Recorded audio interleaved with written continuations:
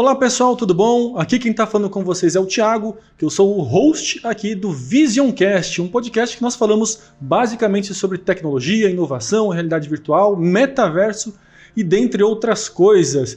E hoje nós temos uma pessoa mais do que especial aqui no nosso podcast, que é um convidado maravilhoso, magnífico, eu posso dizer assim, um grande amigo meu.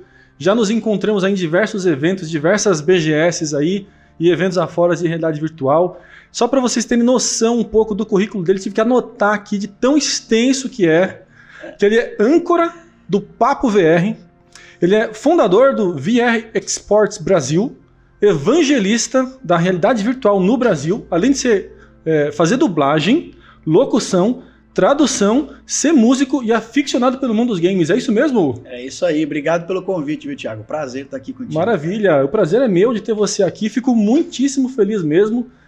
Para mim é uma alegria ter você aqui. Você que já está aí na cena do VR há tanto tempo. Nós que estamos aqui trabalhando com VR já há 10 anos também. Sempre ouvi falar de você. Conheci você assim pelos vídeos, pelos eventos, por tudo que você faz. E ter você aqui para mim é uma alegria. Logo assim no nosso comecinho do podcast, tenho certeza que vamos falar bastante coisa legal aí. Vamos que vamos. Obrigado pelo convite. E vamos, né? A gente precisa passar informação para a rapaziada. Precisa. Porque tem muita desinformação por aí a respeito, né? Demais. Principalmente vindo das pessoas que nunca colocaram o VR e acabam vendo no modo telaplanista coisas que deveriam ser vistas apenas com o headset, né? E aí a experiência não se traduz, né? Então a gente procura, como você disse aí, evangelizar. E apresentar para as pessoas esse novo mundo da forma correta, como é para ser experienciado, né? Maravilha. Bruno, para mim começar aqui então com você, 2 perguntinhas básicas, assim. Primeiro assim, por que pato? Porque a gente do Pato Donald chama. Aí você é fã do Pato Donald? Eu sou fã de muitos anos já. Então tá explicado por que do pato. Desde quando eu tava na 4ª série já isso aí, entendeu? Então se consagrou o pato desde que Mas seu nome mesmo é qual? É Bruno Pitirelli. Pitirelli, Santos, olha só. Tem uma descendência italiana aí, né? Mas eu também mas sou pros capato. amigos é pato. Você é o capato, eu sou o pato. Eu tenho um pato. Mas, e me fala um pouquinho então, vamos fazer uma ponte então, uma ligação aí entre quem é o Bruno Pato hoje, ou o Pato hoje, quem foi o Bruno e quais são os planos do Bruno para o futuro? Cara, eu sou formado em publicidade e propaganda e durante 12 anos da minha vida eu vivi de música. Caraca. Tinha uma banda chamada Jangos, da qual eu era vocalista e era o próprio agente empresário mesmo que marcava os shows, que fazia todas as pontes, que cuidava de produção, que fechava com os estúdios, que mandava produzir camiseta, CD, que mandava produzir adesivo e tudo da banda e ainda fechava os shows, né? Então ela subiava, chupava cana e dava beat twist triplo carpado, quiçá até dançava um mambo, tudo ao mesmo tempo. E com o passar do tempo, o próprio mercado da música, né, como a gente trabalhava ali com rock, pop rock, MPB, o mercado do sertanejo e do funk acabou demolindo o mercado do rock no Brasil, né? E eu acabei migrando para a área, continuei na área artística, né, mas migrei de área, né? Então eu finalmente tirei o meu DRT de ator nessa época. Então tem ator também na lista aqui. Para ser dublador você precisa ter o DRT de ator, né? Senão você não pode exercer a profissão. E aí entrei na dublagem, no meio da dublagem eu comecei a traduzir para dublagem também, e isso aconteceu ali em torno de 2012, 2013, né? Quando chegou 2016, meu amigo Mauro Artioli, um abraço para você, Mauro Artioli, ele me convidou para ir na casa dele porque a mulher dele tinha trazido um equipamento importado, que ela foi viajar para Inglaterra e trouxe para ele um óculos. Uau. Com U. Óculos, né? Pessoal achava estranho, né? Aí eu falei, mas como é que funciona isso, né? Aí ele, eu não sei.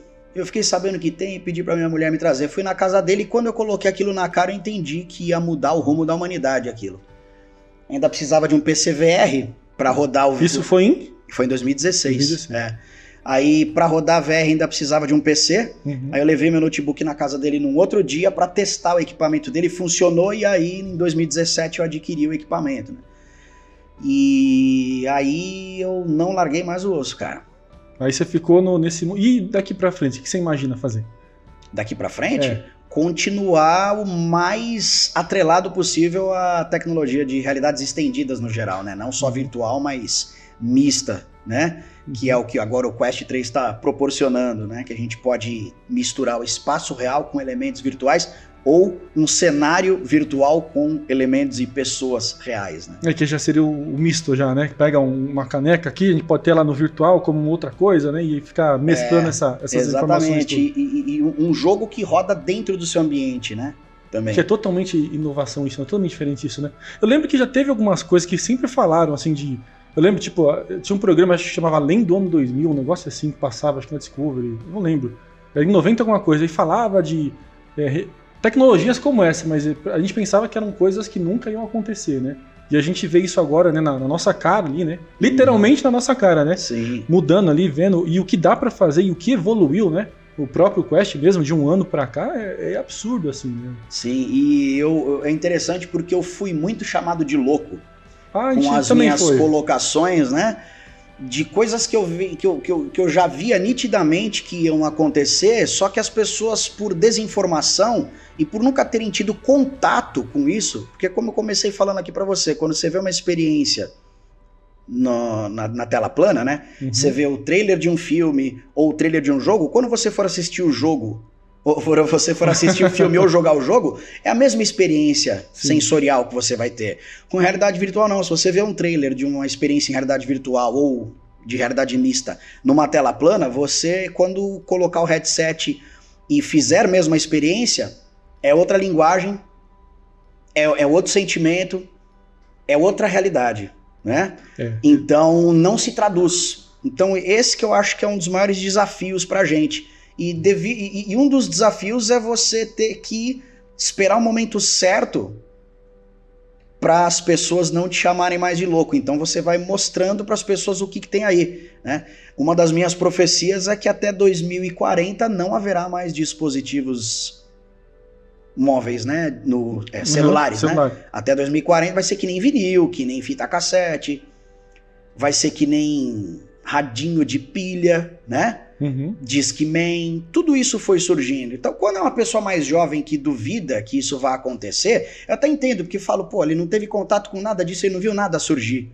Quando ele nasceu era o celular e tem celular até hoje. Agora, quando é uma pessoa da minha idade que viu tudo isso sumir e não acredita que o celular também vai sumir, é um negócio que me pega. E quando, que nem eu tenho também quase a sua idade.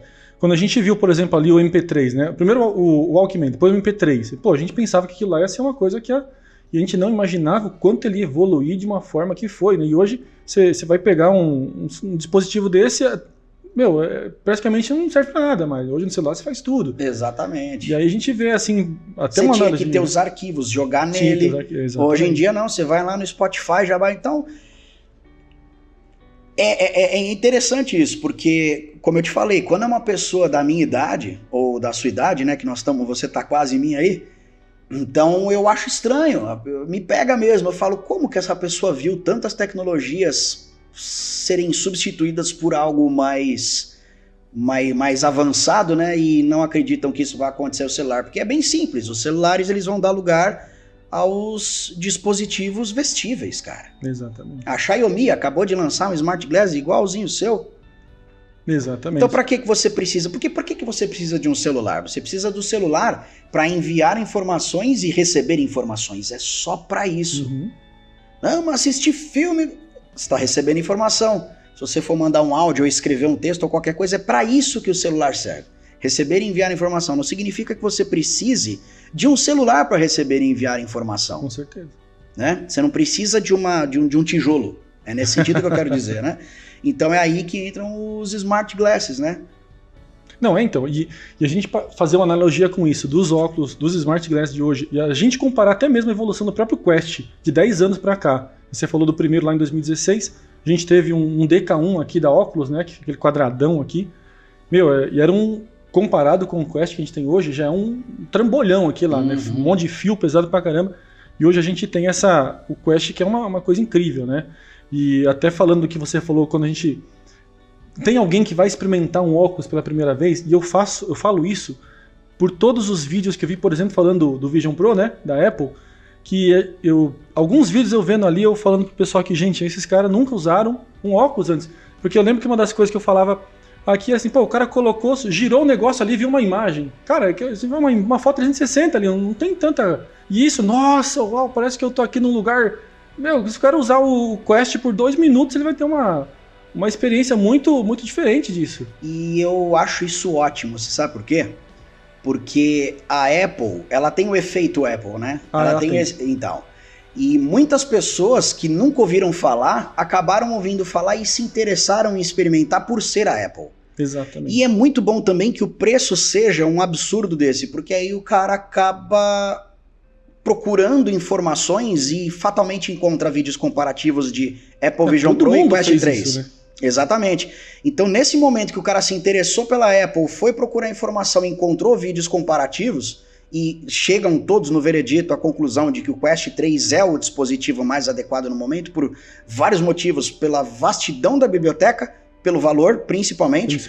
Então, o cara acaba finalmente sabendo que aquilo existe, e temos mais um que, de repente, pode fazer parte desse ecossistema, porque se interessou, fala, não, vou pegar esse daqui então. Então, a Apple... Obrigado, Apple. Com certeza, obrigado, que ajudou demais. Ajudando a ampliar, né, o ecossistema de usuários finais de realidades estendidas, né? Porque aí você pensa assim, eu lembro que um dos vídeos que eu tava vendo de um youtuber, não sei qual agora lá fora, ele tinha um Vision Pro e o Quest 3. Ele falava assim, comparando o Vision Pro visualmente, né, com o Quest 3 parece de brinquedo. Porque o Vision Pro é isso, tem aquilo, tem até... Mas, meu, só a gente parar pra pensar. Se o próprio Quest 3 fosse feito de metal usinado, fosse uma tela na frente, um negócio na frente, meu, o preço dele ia ser, sei lá, $2.000 também. Com uma bateria externa. Com uma bateria externa, exatamente. Cara, essa da bateria externa... Eu fiquei uma semana com o Apple Vision Pro. Não. E, cara, aquela bateria externa é o fim da picada. Pois é. Você fica lá com... O negócio vem com um cabo que a gente sabe que é proprietário, né, inclusive, né? É. Se der um problema, já era, tem isso já também. Era, exatamente. Se der um problema, já era. E ainda você fica com... E aquela bateria, com certeza, depois de, sei lá, alguns meses vai começar a riscar também, vai ficar feia. Claro que isso, o problema é ela começar a desgastar internamente e já não manter a carga como mantinha no começo. E aí você pensa, né, poxa, é algo tão... Powerbank que você pode pagar aí 150 conto, 200 conto num Powerbank que se pifar, você compra outro daqui 1 ano, 1 ano e meio, 2 anos. Agora esse aí, né? Uma bateria dessa vai saber quanto vai durar, mas só pelo fato dela ser externa e tudo. Eu entendo o que a Apple fez, foi muito interessante. É um super dispositivo, né? Não tem dúvida disso, né? Você vê... Não, e por tudo que fala ali, né, que nem você pode colocar o processador dele, você vê, poxa, se a gente pegar o iPhone, por exemplo, né, o 15, o processador dele você consegue rodar jogos com qualidade do PlayStation 5 nele, né? É um M2, né? Exatamente. E aí, pô, eu tava com a expectativa assim, poxa, imagina a gente ter um Resident Evil 4, né, o remake agora, no Vision Pro, em VR. Cara, esse negócio ia ser estupidez, mas... Cara, é bem possível que isso aconteça futuramente, tá? Na minha opinião. É bem possível que isso aconteça. Acabou de ser lançado. Como eu te falei, eu fiquei... 1 semana com o dispositivo, mais 5, 6 horas com ele na mão, já não tinha mais nada para fazer. Então, tudo bem, agora os desenvolvedores vão começar a trabalhar nele e povoar o ecossistema de aplicativos, né? Para que tenha algo para ser feito ali. Acredito que fatalmente os games serão uma realidade nele. Basta os desenvolvedores desenvolverem para ele, né? Só que não tem os controles de movimento. Exatamente. Então tudo bem, num primeiro momento podem desenvolver jogos que você joga com hand tracking ou até mesmo com controle de PlayStation, de Xbox, né? Então vamos ver aonde vai dar essa estrada, né, de desenvolvimento da Apple. Mas eu acredito que vai ser um sucesso. Eu acredito que a gente vai ter um ecossistema daqui 1 ano, 2 anos assim que eu também acredito. Vai engrandecer, né? E ter mais sentido em você adquirir um dispositivo desse. Porque, na verdade, ele é um MacBook na sua cara. O Quest 3 seria ter um celular na sua cara. E o Apple Vision Pro seria ter um MacBook na cara. Mas não um PC. Exatamente. Um MacBook. Que não tem o viés de jogos nem nada. Mas como os dispositivos móveis da Apple são utilizados para game, e esse é um dispositivo móvel, né? Um dispositivo ainda que vai além, vestível, então acredito que em breve nós tenhamos sim, né? Alguns jogos já saíram, o Synth Riders, por exemplo, saiu. né? Que é tipo um Beat Saber, vamos dizer, que só que sua mão vira umas bolas. Mas não fica totalmente imerso, né? Pelo menos eu não consegui perceber se era assim ou não, que ficava aquela coisa meio realidade mista também. Não é, realidade mista. Né? Da mesma forma que tem no Quest 3, é igualzinho o jogo. Né? Só que com a diferença que você não utiliza os controles, você utiliza o hand tracking e você não tem um haptic feedback, né? Sua mão não treme quando você encosta ali nas esferas que estão vindo e tal, da mesma forma que os controles vibram, né? Então, aí falta um pouco dessa, a gente ter esse... E assim, eu acredito que a Apple, eu também acho que ela vai, daqui a 1 ano, 2 anos, vai estar totalmente diferente do que é agora. Sim, eu também acho. Talvez até uma geração nova, um pouco mais... Não vou dizer pé no chão, mas entendendo mais. A impressão que dá é que a Apple fala assim, eu vou lançar essa coisa aqui, quem quiser compra, quem não quiser come menos, entendeu? E quem quiser desenvolva. Porque foi a mesma coisa pro iPhone, quando lançou não tinha nada ali. E o que é hoje? Pois é. Né? Então são as pessoas que vão adquirir o dispositivo e desenvolver para aquele dispositivo, né? Que tem um poder de processamento absurdo, então é capaz de fazer coisas fantásticas, né? Então, eu acredito que muito assim, a gente parar para pensar nisso de uma forma mais de negócios ou mais gamer, eu acho que assim, tem como a Apple com o Vision Pro ou com algo similar a isso, ela desbancar muita gente, criar um mercado talvez diferente, talvez assim, ter o VR que a gente tem hoje e o VR que a gente vai conseguir usar com o Vision Pro, por exemplo, porque imagina uma renderização de arquitetura, por exemplo, com uma qualidade dessa, né? Hoje a gente pode ter com o PC, não estou falando que é impossível ter, mas ter isso ali já, móvel, daquele jeito lá, mais do jeito do Apple de ser, né? Poxa, isso ia ser uma diferença assim grande no mercado que a gente tem hoje. E ter desenvolvimento disso, né? E eu acho muito legal porque a gente vê que, com relação ao MetaQuest, a gente vê que o desenvolvimento deles é muito moroso. Tem coisas muito básicas que ele dá impressão, a impressão que eu tenho, que eles falam, não, como não tem concorrente no mercado, segura isso aqui, vamos lançar aos pouquinhos, segura, já tem coisa ali legal pronta, né? Então você vê o design da UI do Apple Vision Pro, é coisa linda aquilo ali. E a interface do Quest ali é feia, né? É aquela mesma coisa. E não mudou nada. Então agora eles viram isso, sabe? Então é legal, foi a melhor coisa que tinha, era a Apple entrar. Porque agora os caras também têm uma referência de concorrente que é muito poderosa, tem muita qualidade, e eles vão refinar isso que eles têm e catalisar, isso tudo vai catalisar o processo de distribuição dessas novas features, né? De entrega dessas novas features. Então eles já estão se coçando. A melhor coisa que tem para o consumidor final é a concorrência. Com certeza. Porque assim, ele tem que acordar pelo menos, né? Se ele não acordar, ele que não tá fazendo lição de casa, né? Se ele falar, eu sei que é mais caro o Vision Pro e tal, mas olha, é bom a gente ficar ligado porque a Apple, se ela quiser fazer um negócio para desbancar, ela desbanca. Né? Então isso que é o que ele tem que ter na mente dele, que não é só ficar brincando do jeito que ele tava, né? E claro, do 3 pro 2 já teve uma evolução bastante, mas a gente vê assim que... Mas não de interface, né? De interface não. Não de interface. São muitas coisas. Agora, eu acho interessante porque provavelmente o próximo MetaQuest, né? Agora parece que vai sair o 3S, né? Fiquei vendo. O 3S, parece que ele vai virar aí vai ser inferior ao Quest 3 e superior ao 2 para poderem descontinuar o 2.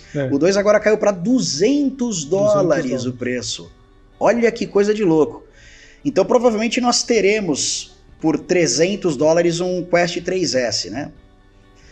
Então é interessante porque a entrada da Apple faz com que a Meta se veja na necessidade de falar, vamos lançar um MetaQuest 4 com um poder maior de processamento para a gente não ficar tão atrás do Apple Vision Pro. Só que vamos fazer melhor com a bateria interna.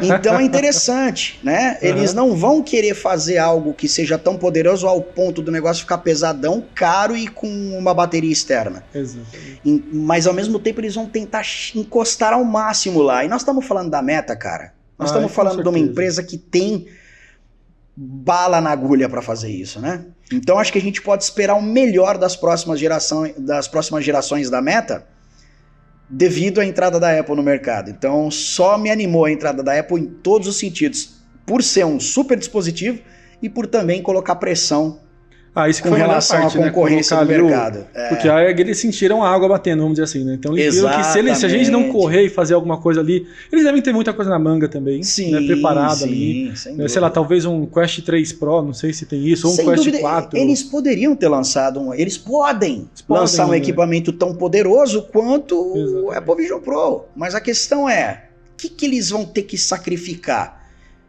Peso, preço, design, bateria, processamento, para que aquilo seja acessível e ao mesmo tempo prático de ser utilizado, né? Não ser um negócio pesado, não ser caro, não ter aquela bateria externa, então tudo isso contribui.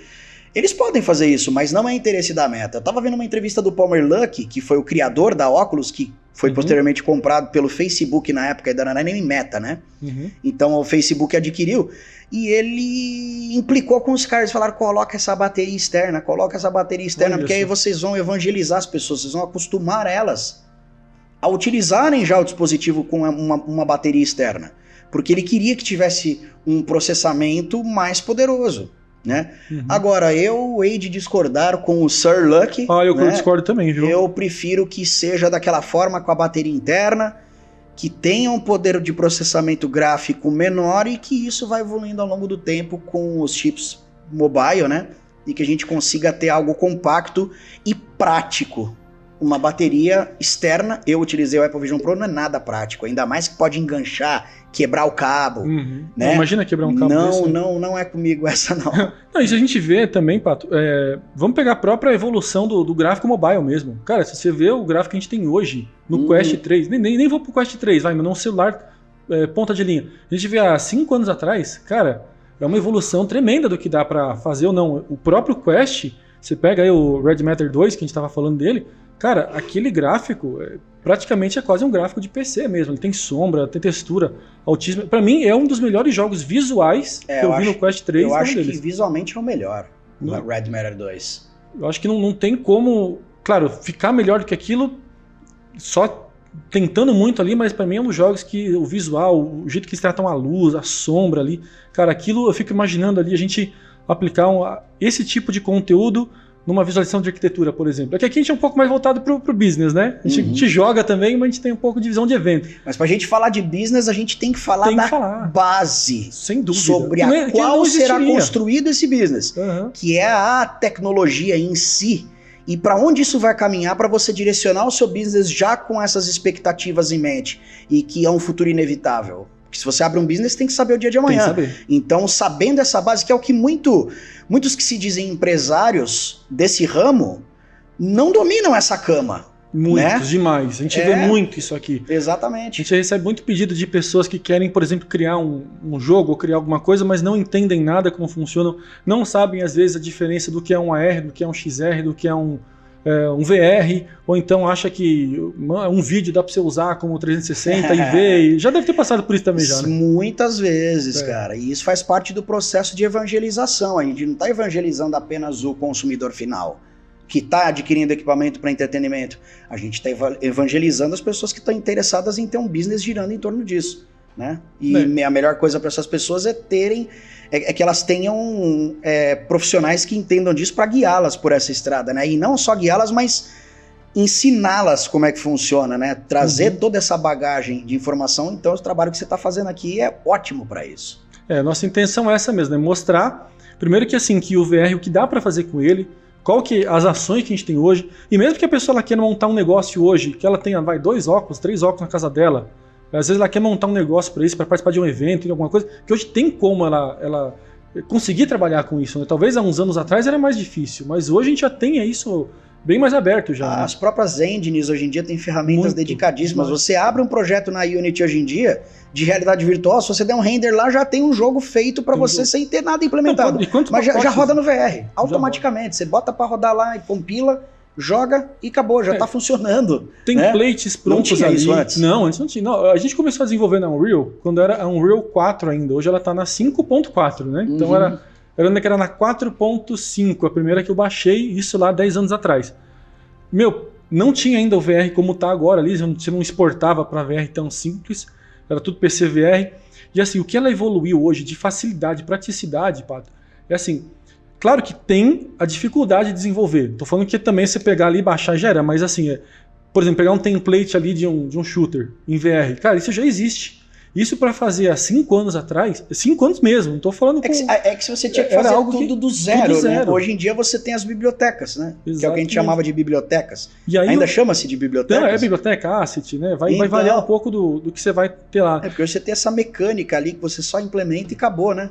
E hoje tem a IA também gerando peças 3D, já tem algumas que a gente já testou já, que funcionam. Não funciona bem ainda, porque ainda tem um trabalho artístico ali em cima. Mas é questão de poucos meses. Eu não duvido disso também. Eu falo que a IA cada semana é um ano, né? Que não tem mais o que falar. Sabe as palavras, gostei disso. Cada semana é um ano, é isso cada mesmo. Cada semana é um ano. Então, se você fica, às vezes, uma semana assim, se afastado do mundo assim, de IA, dessas coisas de tecnologia, cara, hoje você vai ficar perdido mesmo, né? E não é um jeito expressivo de falar, não, realmente... Você, às vezes, não abre o olho aqui hoje e você vê que você perdeu, deixou passar alguma coisa, e isso para tudo, né?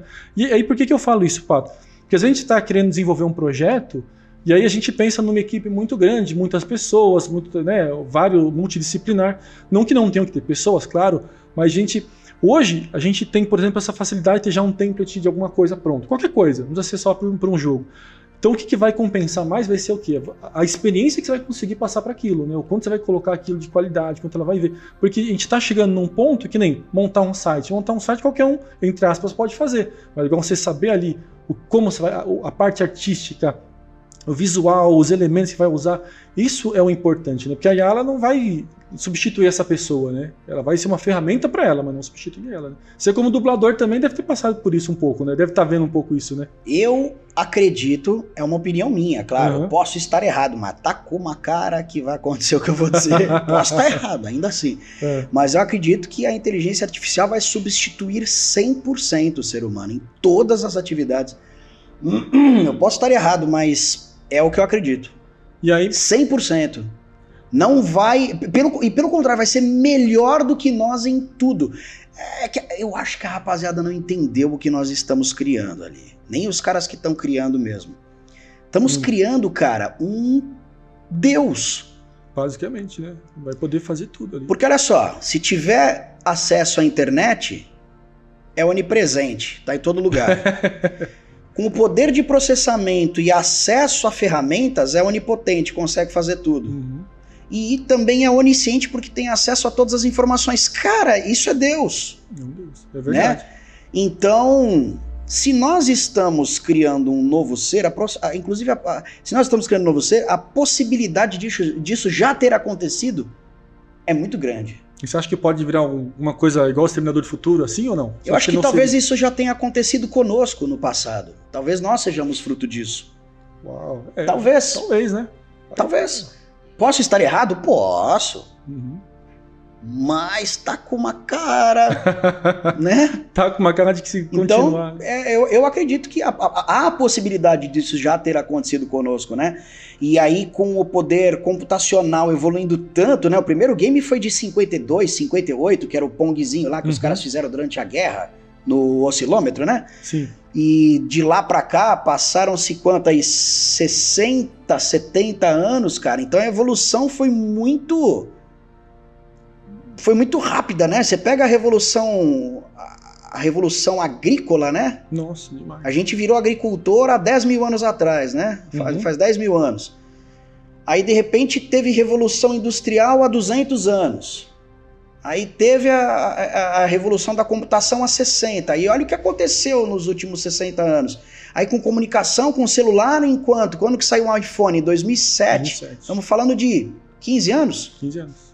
Um pouquinho mais. E hoje ainda, se você for para um campo hoje, né, para uma fazenda, uma colheita, né? Cara, tudo automatizado, drone, coisa que a gente não conseguia imaginar anos atrás uma coisa dessa. Pois é, então assim, a coisa foi exponencial, a evolução disso foi exponencial.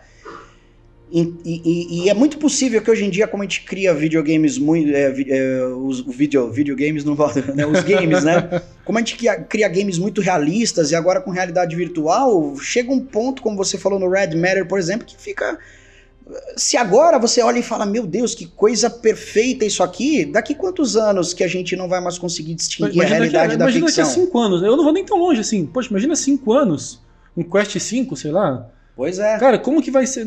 Eu acredito que assim, vai chegar um ponto que não vai ter mais a diferença entre o PC e o mobile. Vai ser tudo uma coisa só. E aí, como é que você vai distinguir a realidade da ficção? Então, como a gente já está conseguindo isso em muito pouco tempo, a probabilidade disso já ter acontecido é muito grande. Tá? E quem fala isso é interessante, porque assim, eu penso isso há muito tempo.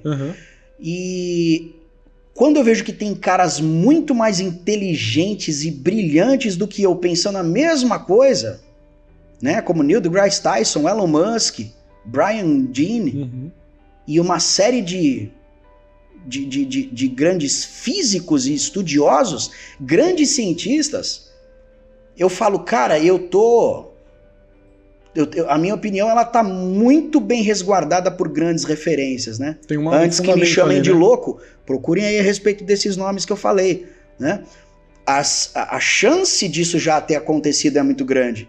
E logo que vai acontecer de novo, né? Então o Neil deGrasse Tyson, que inclusive foi o cara que sucedeu aí o Carl Sagan na segunda versão da série Cosmos, ele fala que a impressão que dá é que a gente, cada vez que criar uma simulação, cria uma simulação dentro da outra. Uma simulação, né? Dentro da simulação, né? E o bacana é que assim, até que você consiga sair né, da última simulação, né? Então, ou nós somos... Tem duas opções. Ou nós somos a primeira... Aliás, nós estamos criando agora a primeira, ou nós somos a última da ponta. Aliás, você me lembrou até uma coisa agora, que é o que chamam do grande filtro, né? Você deve ter ouvido falar isso já, né? Que é aquilo lá, por que a gente não encontra uma civilização mais inteligente do que a gente, né? Porque ou a gente não consegue encontrar, ou porque então essa civilização não existe mais. Ou porque todo mundo porque as civilizações não conseguem atingir um ponto de evolução tão grande porque elas se destroem antes. Exatamente. Pode ser também que seja porque criam inteligência artificial, a inteligência artificial domina e aquela raça perece. Pode ser porque é a teoria do não tô nem aí, né? Que os caras evoluem tanto que fala, dane-se o resto do mundo, não precisamos ficar indo atrás de formiguinhas, né? E o universo é muito grande para que as comunicações ocorram a distâncias astronômicas. Levaria muitos e muitos e muitos anos e esse contato seria praticamente impossível, né? E o bacana é a gente ter uma comunicação assim, pensando nisso, abrindo a nossa mente para que outras coisas possam acontecer. Eu sempre dou o exemplo do Elon Musk, eu falo dele em algumas palestras que eu faço também, que assim, hoje, por mais que a gente... Tem gente que gosta dele, tem gente que odeia, né? Então, a gente não tá falando dele. Eu acho ele sensacional. O cara é fora da curva. Eu também acho. Ele é incrível. Só que assim, hoje, por mais que a gente vá ou não morar para Marte, por exemplo, a ideia de que isso é possível, isso está implementada já. Hoje as pessoas acreditam que isso é possível de acontecer. Se vai acontecer ou não, a gente não sabe. Mas ele conseguiu comunicar isso de uma maneira tão brilhante que, olha, a pessoa hoje, um jovem hoje, olha, acredito que pode ser possível sim, a gente tá lá. Então assim, não é nem tanto a questão do vai ser possível não, mas saber comunicar isso de uma maneira assim que vá fazer aquela pessoa acreditar naquilo, né? Sonhar aquele sonho com você. Isso eu acho que é um grande diferencial dessas pessoas que são brilhantes, que a gente vê aí e moldam, né? Guiam o mundo na direção que ele tá indo aí. Eu tenho certeza absoluta que nós seremos uma espécie interplanetária. Tenho certeza absoluta, não tenho a menor sombra de dúvida. Como eu disse, eu posso estar errado? Posso.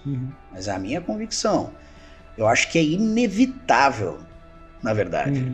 Sabe? É a mesma coisa que o domínio das realidades estendidas vão ter sobre o ser humano, né?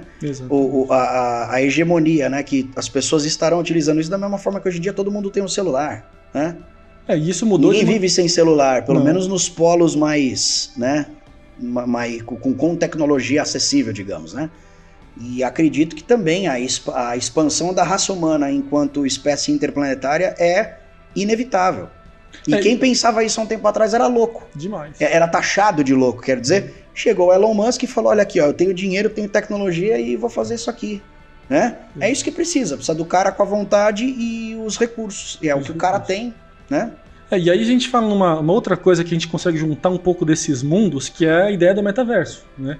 Que hoje é aquela coisa, eu não preciso, fisicamente eu posso estar aqui, mas eu posso estar com o meu óculos, ou nem só com óculos, né, em qualquer lugar. Eu vejo muito isso no Fortnite. Apesar do pessoal não falar que não usa o óculos, né? Mas metaverso não necessariamente precisa ter um óculos, né?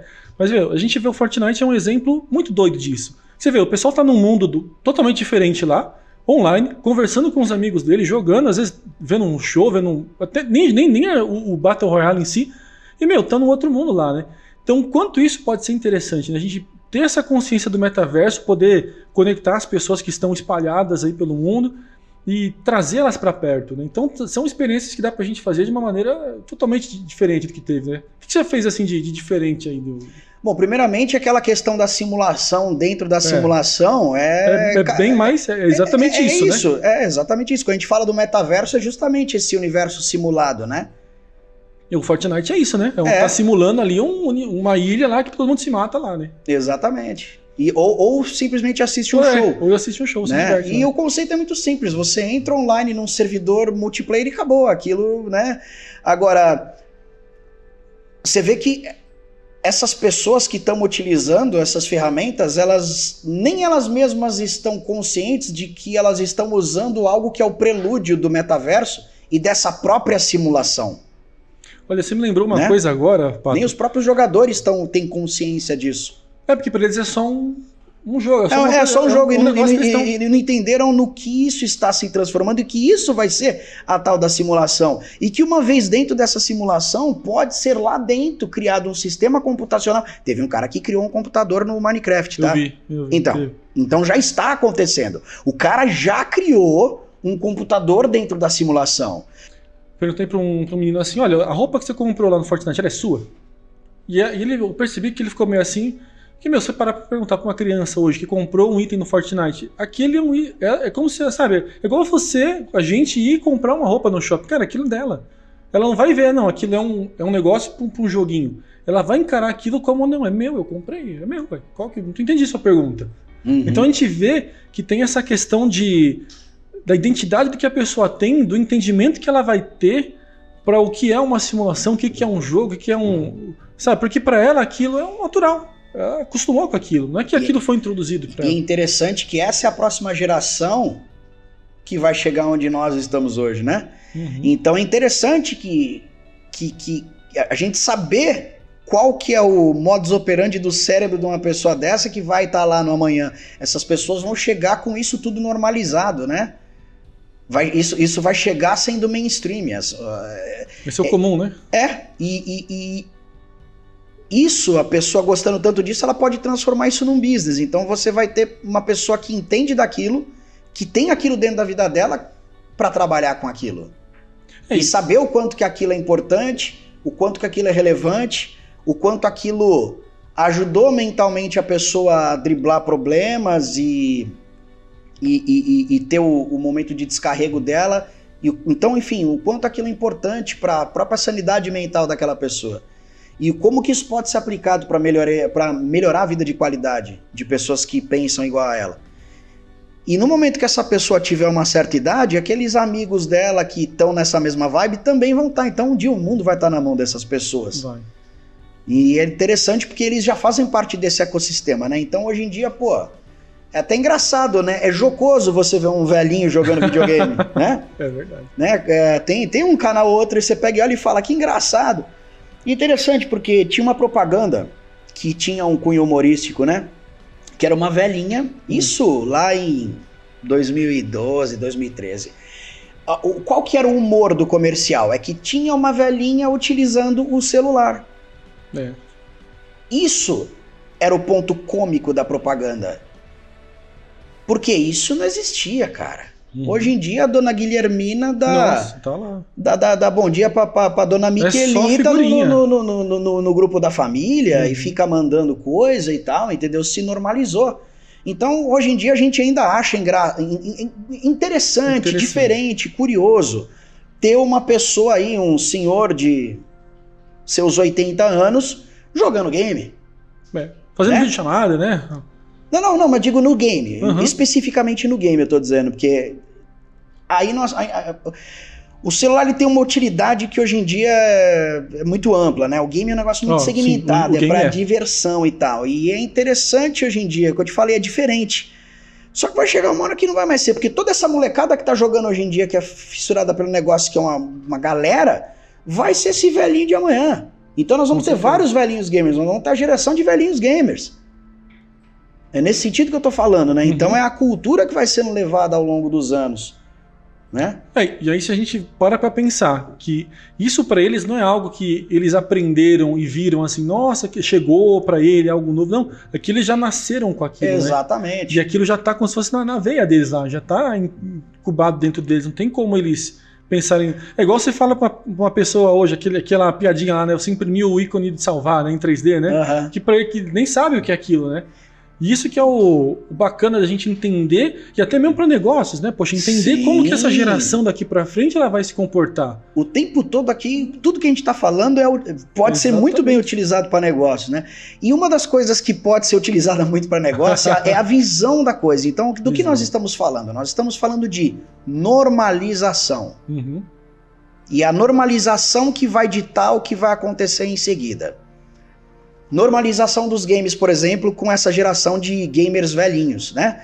E tem uma outra coisa que a gente pode falar aqui com relação à normalização, que a própria entrada do Apple Vision Pro no mercado, estamos falando sobre normalização.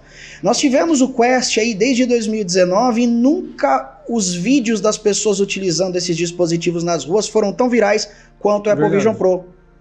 Então você vê que as pessoas na rua, elas estão tendo um certo estranhamento com aquilo, mas ao mesmo tempo fala, meu, o cara tá com um dispositivo de $4.000 na cara. Então você não pode nem ridicularizar aquela pessoa, Exatamente. Porque aquele cara lá tem bala na agulha pra ter comprado aquilo ali e tá de rolê com aquilo na rua. Então a aceitação é muito maior. A forma que as pessoas estão vendo aquilo, falar, esse cara é um cara foda. Desculpa o palavreado aqui no seu programa, mas aquele cara é um cara foda. E isso me lembra muito quando, lá na época do colegial, estava com meu amigo Caio Polese, com alguns amigos na rua, e o Caio sempre foi muito doidão, né? Hoje em dia ele é um grande produtor da Peripécia Filmes, sempre foi um cara além do tempo. E ele sempre foi muito doidão, né? E aí a gente tava ali, todo mundo, de repente ele... Mãe? Sim, mãe, pode falar. Falamos, pronto, Caio pirou, agora pirou de vez, né, meu? E o que ele tava fazendo? Ele tava simplesmente falando com a mãe dele num fone de ouvido pelo celular, um negócio que não existia. Nossa, era loucura. Não existia. Então assim, você lembra inclusive quando saíram os primeiros AirBuds, que você via as pessoas falando sozinhas na rua? Era estranho, cara. Demais. Causava um estranhamento. E hoje em dia todo mundo está fazendo isso e não é mais estranho. Então a mesma coisa está se aplicando com os dispositivos de realidade estendidas. O mesmo estranhamento que nós tivemos com as pessoas falando sozinhas na rua, e hoje em dia você sabe, quando você vê uma pessoa falando sozinha que ela está no telefone com um fone de ouvido, é a mesma coisa que vai acontecer com as realidades estendidas. Então a normalização. E quando eu falo que tudo que a gente está falando aqui pode ser usado para o business, é para o cara que está vendo o seu programa agora entender o que vai acontecer no dia de amanhã. E não pensar apenas no que está acontecendo agora, mas se ele for se programar a longo prazo e acompanhar as tendências dessas novas tecnologias e dessa normalização disso, afinal de contas, quando foi lançado o iPhone, não tinha aplicativo nenhum. É verdade. Então nós tivemos uma primeira legião de bilionários da tecnologia quando nós tivemos o surgimento da internet. Tivemos uma segunda geração de bilionários com a era mobile. E agora nós vamos ter a terceira, cara. Sem dúvida. E para isso, a normalização. É aquela coisa, né? Quem chega primeiro bebe água limpa, né? Então é essas pessoas que têm que ter essa visão. Porque não adianta, se eu não conheço onde eu estou indo, se eu não conheço o que eu vou fazer, se eu não tenho uma visão clara, um objetivo daquilo, para onde eu tenho que ir, para onde eu posso levar o meu negócio, minha vida, no geral, cara, eu vou ser só um passageiro na vida, né? Eu não vou saber como eu vou me posicionar, como eu vou me portar para aquilo, como que eu vou saber me preparar para aquilo, né? Porque assim, hoje, o que eu vejo, né, Pato?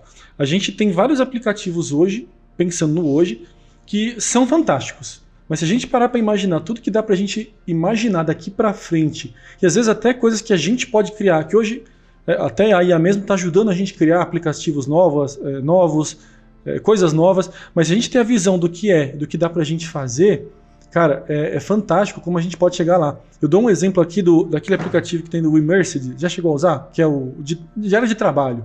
O Immersed é aquele que você consegue acessar o seu computador e colocar vários monitores com teclado. Isso. E o Workrooms também é um exemplo legal.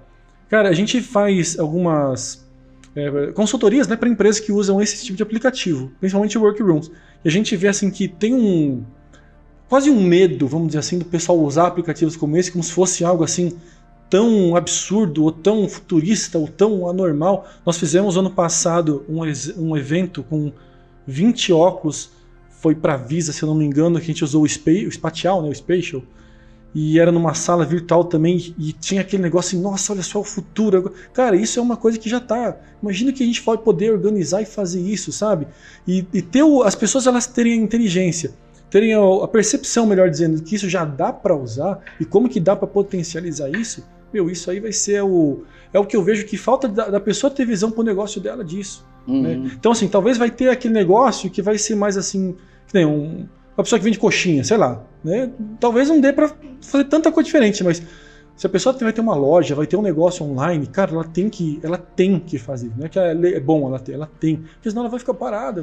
E realmente é um negócio muito que quebra muitos paradigmas, é um negócio muito evoluído, vamos dizer assim, né? Então é normal que essas pessoas estranhem porque elas não têm o contato que eu e você temos há tantos anos com essa tecnologia, simplesmente porque as marcas que produzem isso não estão no Brasil, não distribuem no Brasil e não fazem marketing no Brasil. A maioria não faz. Por que onde eles fazem tudo isso o negócio é um sucesso e vende milhões e milhões de unidades? Como é que você faz um negócio acontecer? Com marketing, cara. E se você não tem isso aqui, então você veja, aqui no Brasil o nosso ecossistema é minúsculo, simplesmente pelo fato de que a empresa não está aqui, porque se ela tivesse, ela se encarregaria de fazer o que os comunicadores estão fazendo. Não, e o potencial que o Brasil tem, né? São milhões de pessoas. Milhões. Se a meta não está oficialmente no Brasil, já vende Quest aqui. O que a gente tem no nosso convívio, você imagina, né? Se eles estivessem aqui presentes, fazendo marketing, mas eu acredito que isso vai acontecer. Eu também. É questão de tempo. Por que isso não aconteceria? Por que eles não viriam para cá? Vai estar no mundo todo. Tem um dado. É questão de tempo, não sei quando, mas é fatal. Tem um dado, não sei se você sabe ele com exatidão, eu não tenho é o que eu só ouvi falar, que eu lembro de algum site que eu vi. Que, se não me engano, lá fora, o Quest 2 vendeu mais que o Xbox. Não sei se era algo assim. É mesmo, gente? É mesmo. É algo assim. É que o Xbox está sendo um fracasso, ele não tá, mas assim... Mas se já superou o Xbox, é incrível isso. Então você imagina assim, quanto de dispositivos tem que a gente consegue... Imagina isso no Brasil, então, né? A gente tem esse... E eu volto pro Vision Pro de novo, né? Imagina aquele dono de uma empresa que teve bala na agulha para pagar 4 mil, ele usou aquilo e teve uma decepção, vamos dizer assim, né? Porque não deu pra fazer muita coisa. Então ele vai ter que encontrar utilizar aquilo para alguma outra coisa. Né? Pô, eu tenho aqui o Vision Pro, gastei uma bala nele, e aí eu faço o que agora com isso aqui? Então eu quero, vamos ver que aplicativo eu posso fazer com isso. Aliás, inclusive até a Netflix e a Spotify não fizeram até agora, ainda, né? Porque eles mesmos falaram que não tem demanda para isso ainda, né, no Vision Pro. Então assim, se empresas grandes como a Netflix não fazer um aplicativo, eu acho que ou eles têm uma visão ali muito clara do que eles querem e não querem com o Vision Pro, porque, ia ser algo que... E sendo que tem pro Quest, né? Daria para eles, entre aspas, dar um Ctrl+C, Ctrl+V ali. Sim, e isso que você tá falando é muito interessante, porque a gente tem pouquíssimos jogos AAA para realidade virtual, justamente porque existe muito mais dispositivos como PC, próprio PlayStation e o próprio Xbox, como você falou, Nintendo Switch, no mercado, e que a margem de lucro de um desenvolvedor que lançar para essas plataformas é muito maior do que se ele lançar algo para realidade virtual, porque a base de usuários, apesar de estar crescendo exponencialmente, ainda é uma base restrita. Então o cara precisa ter interesse no cenário de realidade virtual, e não é o que acontece com os estúdios AAA, né? Porque eles querem volume, né? Exatamente. Então a gente tem pouquíssimos. Chega a Ubisoft, por exemplo, e lança o Assassin's Creed Nexus para VR. E eles falam, a gente vai ficar agora um bom tempo sem lançar porque as nossas expectativas foram maiores do que os resultados aí, do que os números estão mostrando das vendas do nosso game. E é justamente por isso que os grandes estúdios não estão entrando na jogada ainda, né? E por isso que é tão difícil de a gente ter títulos AAA para a realidade virtual. Então, realmente é um período de transição, é o dilema do inovador, entendeu? Que aos poucos a coisa vai acontecendo, né? Mas, de qualquer forma, se a Meta tivesse aqui, a gente teria um público muito maior. E o interessante no Brasil, cara, é que o público de realidade virtual não é a molecada. Exatamente, não é. É a galera mais velha. E eu te digo até o porquê. Você já foi um garotão. Sim. E o que os garotões gostam? O que o garotão quer? Ele quer estar com os amigos dele, da idade dele, na comunidade dele, precisa sentir que ele faz parte daquela galera, que é a tribo dele, que é a galera dele, que é o bando dele. Agora tem esse negócio de tribo, né? Agora tem. Pois é, o bando dele, né?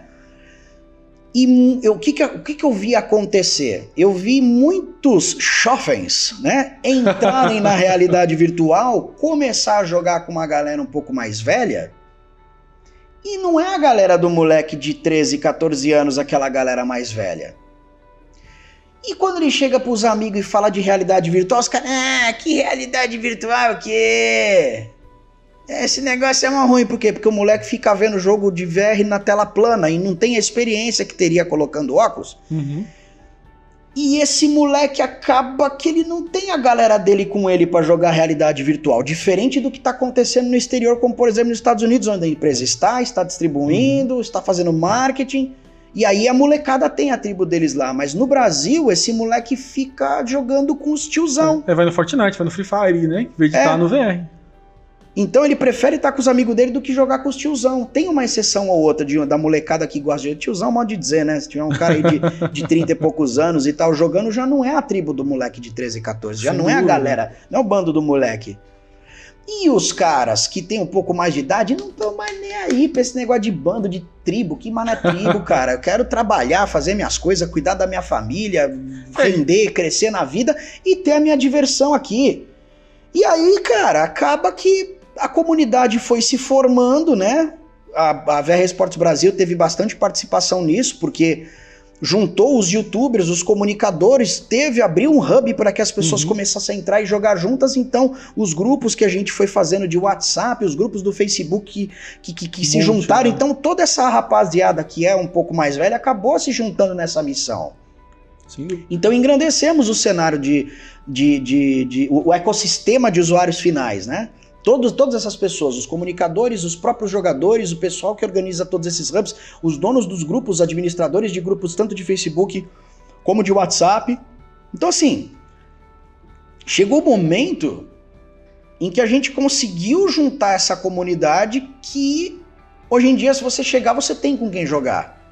Mas ainda assim é uma rapaziada que não tem essa idade de 13, 14 anos, que tá ali no LoL, que tá no Fortnite, que precisa sentir que tá junto, né? Tá junto com o que tá acontecendo, diferente do cara de 30 e poucos anos, que tava ali jogando porque gostava e conheceu, já que você gosta, vamos jogar junto, e pum, e isso aconteceu, entendeu? Então é isso que acontece aqui no Brasil, por isso que a gente não tem essa geração mais nova jogando VR. Mas isso tudo vai mudar na hora que a Meta vier pro Brasil e acontecer a mesma coisa aqui na gringa, que você entra, por exemplo, infelizmente foi descontinuado o game, né? Mas o Eco VR. Sei. Sem chegava lá, só tinha criança, cara. Só criança. De 10 a, sei lá, 15, 16 anos. Eu falo uma coisa pra minha esposa, que assim, às vezes a gente joga um pouco do Fall Guys, né? Falei, você vai jogar Fall Guys, você tá jogando com um moleque de 5 anos, cara. Você tá nervoso aí porque você errou, caiu. O moleque de 5 anos tá jogando com você não precisa ficar bravo. Assim, eu fico bravo também, mas acontece. E aí e é bacana você falar disso, Pato, porque assim, vamos pegar um pouco esse público do VR ainda, né? Por exemplo, esses grupos que o pessoal monta volante caseiro, cara, Fantech, aqueles volantes que, projeto de 50, 60 mil. O cara, ele quer curtir aquele negócio lá que, ele sabe o que é aquilo, ele quer ter aquela experiência. Não é aquele moleque que quer pegar pensando que, é isso e aquilo. Não, ele sabe o que ele quer. Ele tem aquela sensação, ele sabe como é sentir aquilo, o prazer que aquilo vai dar pra ele. É diferente, talvez, a gente pegar um um menino muito novo que vai, nossa, mas isso é legal, mas ele já sabe, tem aquela percepção do que é legal usar no VR ou não, e isso não tem como a gente mostrar num vídeo como que é isso, né? Meu, se a gente pega um jogo top e mostra pra pessoa, é igual o pessoal que tava, lembra na época do Half-Life Alyx, mod pra jogar sem VR em 2D. Cara, não tinha sentido aquilo. Porque vai ser simplesmente mais um jogo. Exatamente, aí não mais tem... um joguinho, você não vai ter sido teleportado pra dentro do jogo, porque não dá pra você explicar pra pessoa que nunca usou VR o que é VR. Não dá. É a mesma coisa que você pegar pra um cara que nasceu cego e tentar explicar pra ele o que é o amarelo. Sem dúvida, exatamente, não isso adianta, mesmo. O cego vai ter que ver o amarelo, senão ele não vai entender o que é amarelo. Então você precisa colocar o cara na experiência de realidade virtual para ele falar, agora eu entendi. E quando ele coloca, e geralmente eu falo isso muito para os clientes que ligam aqui. Você é teleportado para dentro do jogo. Eu falo, imagina que você está jogando, você imagina que você está jogando um jogo, é tipo cena de filme, tem ali um moleque jogando um game, cai um raio na casa, esse raio pega nele e ele fica todo, e quando ele abre o olho ele tá dentro do jogo, sabe? É isso, você tá dentro do jogo, você olha pra você ver suas mãos, você vê. E é uma sensação legal, né? Cara. Não, eu lembro que quando todo tinha mundo os se FPS... fascina, não tem um que não se fascina. Não, eu não lembro qual jogo que era um jogo de tiro, você olhava pra baixo, via o corpinho, já era mó legal, né? Mas quando você tá dentro do jogo, então, cara, é outra sensação. E eu sempre quis estar dentro do jogo, desde pivete. Então o VR proporcionou isso. Eu falava, o que será que tem ali atrás? Eu queria ver, mas o boneco não vai lá. Não vai lá, né? Entendeu? O que será que tem ali? Desde sempre, desde moleque mesmo. Nossa, comecei no game com 3 anos. Eu também. Eu comecei com o Odyssey, que era o concorrente do Atari.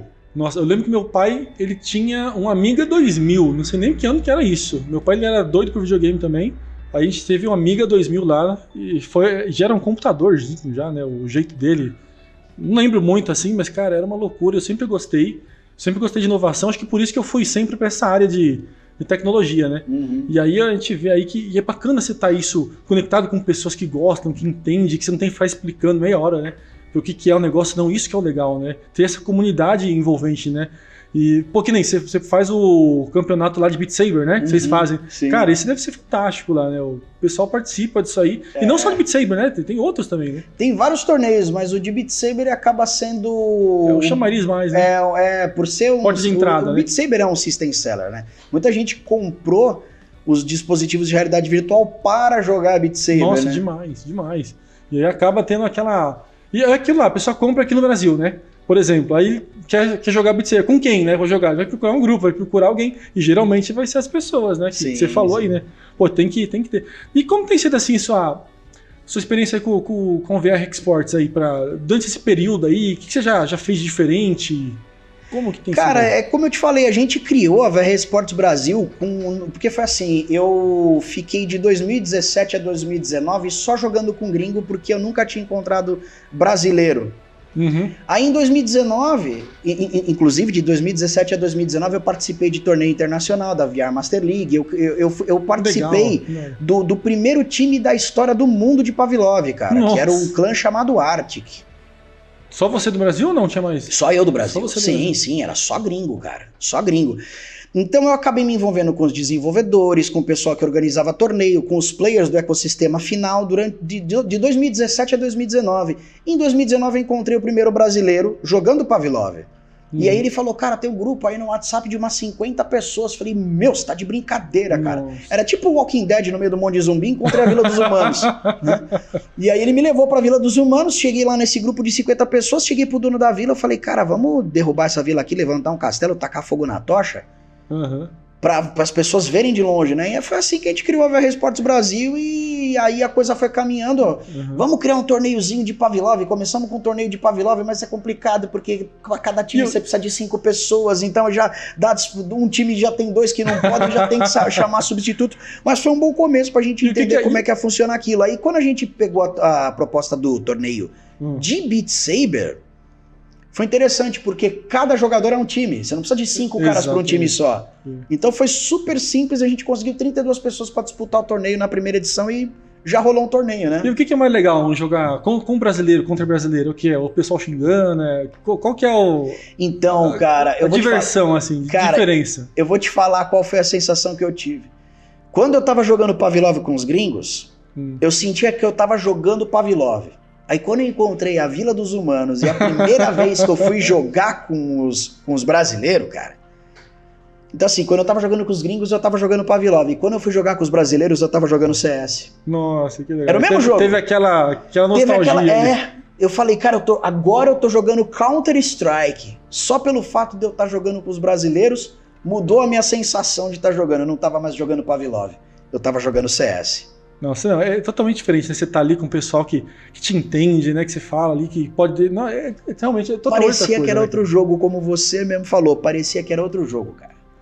São sensações que não tem como explicar, né? Só você jogando mesmo ali, estando ali, e aí é outro mundo que a gente participa. Isso que é o legal, né, cara? Eu lembro que foi uma grande alegria nesse dia que eu tava jogando só com brasileiro, que eu falei, não acredito que tem 5 brazuca pra cada lado aqui. 2 anos, né? 2 anos pra montar. 2 anos, Mas tá mais cara. fácil hoje ou não?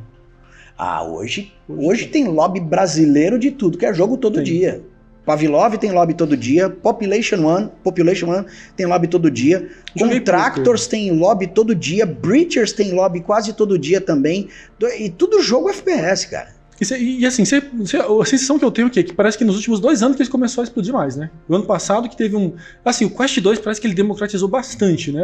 A realidade virtual aqui no Brasil, né? Não só aqui, né? Claro, no mundo, mas falando do Brasil sim, mesmo, né? Sim, porque antes você precisava de um PC caro para você plugar o seu headset para jogar. De repente você tem um dispositivo que não precisa mais do PC. Era um impeditivo. Muita gente falava, não vou ter porque tem que investir no PC primeiro e tal. Uhum. Agora, não, mas peraí, ele roda sozinho? Quando eu vou fazer evento, que o pessoal, não, mas como é que é? Eu falo, não, tudo roda dentro dele. Tudo roda dentro dele. Os caras desacreditam, entendeu? É legal essa sensação. O pessoal Então, pergunta. democratizou muito. A acessibilidade aumentou demais de você colocar um dispositivo standalone e acabou, ele funciona e ponto final. Não, bacana demais. E a gente ainda, como a gente desenvolve aqui, né? Uma das coisas que o pessoal... Muitos clientes que chegam pra gente, eles falam assim, Thiago, a gente nunca usou um óculos, a gente não conhece como que é e tal. A gente quer saber um pouco da sensação. A gente mostra vídeo, fala. Mas olha, quando você colocar o óculos, cara, você vai entender o que é um negócio realmente. Uhum. E eu falo assim, olha, assim, o pessoal tem preocupação, às vezes, vai fazer um investimento num jogo, numa coisa, num óculos ali. Mas olha, pode ficar tranquilo que 99% das pessoas, quando coloca o óculos... nossa, é aquela sensação incrível. E eu falo fascínio assim, incrível. E aí eles perguntam se tinha 1% que não gosta, é porque ele ficou com tontura, não conseguiu usar porque tem labirintite. Mas todo Sim, mundo. é raríssimo, muito difícil alguém não.